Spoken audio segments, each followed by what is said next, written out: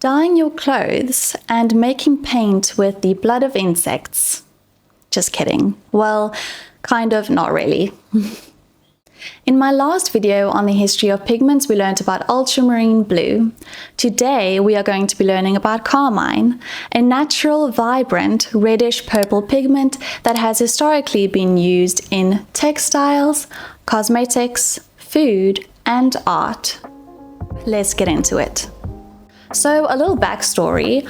I first learned about carmine recently when my best friend who lives in the Carmine Mountains sent me a message telling me that she was making dye to dye her tote bag.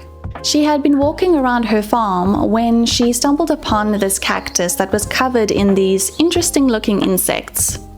Now, before this discovery, she had actually watched a video on these insects. So she took a stick and she scrubbed it. She scrubbed the insect, and then out came this reddish color. So what did she do? She grabbed these insects and she sent me pictures of her making the dye in a pot. She was boiling them. Yes, she crushed them and boiled them to create the dye. This is because carmine is derived from carminic acid, which can be extracted from the female bodies of cochineal, I think that's how you pronounce it, cochineal insects. Unfortunately, my friend did not have the right chemicals to ensure that she got the most out of the dye, so she used salt to set the dye into the cotton.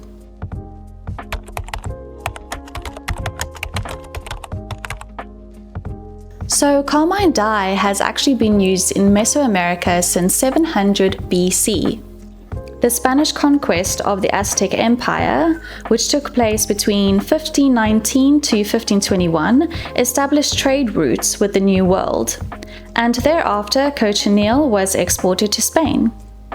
From there, it was regularly sent to Antwerp. In the 17th century, cochineal was so valuable that its price was often quoted on the Amsterdam Commodity Exchange. Carmine became one of the most valuable pigments in Europe. Due to its vividness and intensity, it was often used as a glaze and was even mixed with other pigments to create a range of reds and purples. Because of how expensive carmine was, it was usually reserved for important commissions for specific areas of painting, such as the fabrics in portraiture. Now let's talk about the process of turning cochineal into paint. First, as we saw earlier, the dye is extracted from the boiled or dried crushed insects. This dye is then purified and often turned into a lake pigment by precipitating it onto a substrate, usually hydrated alumina.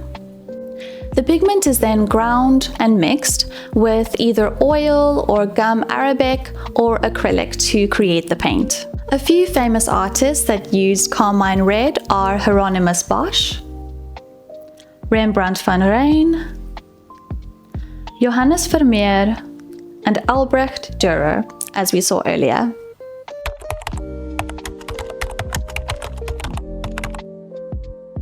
So carmine is not light fast, which means that it bleaches easily. It discolors when exposed to sunlight. With the invention of synthetic pigments and dyes in the late 19th century, the reliance on natural dyes like carmine decreased.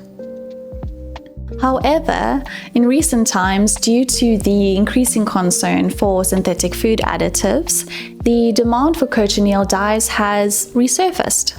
Because of this, cultivating the insect has now become economically viable again, with Peru being the leading producer and Chile, Mexico, Argentina, and the Canary Islands behind it. So in case any of you were wondering how my friend's tote bag turned out, here is a picture for you. And that is all I have for you today, guys. Thank you so much for watching and learning with me about carmine red. I hope that you enjoyed learning about it just as much as I did. And if you did, I recommend that you take a look at my History of Pigments playlist over here. And if you want to learn more about art history and even get some advice for artists, if you are an artist yourself, I ask that you please subscribe for more videos from me. And that's it. I hope that you have a wonderful day or night wherever you are, and I'll see you again next time. Bye!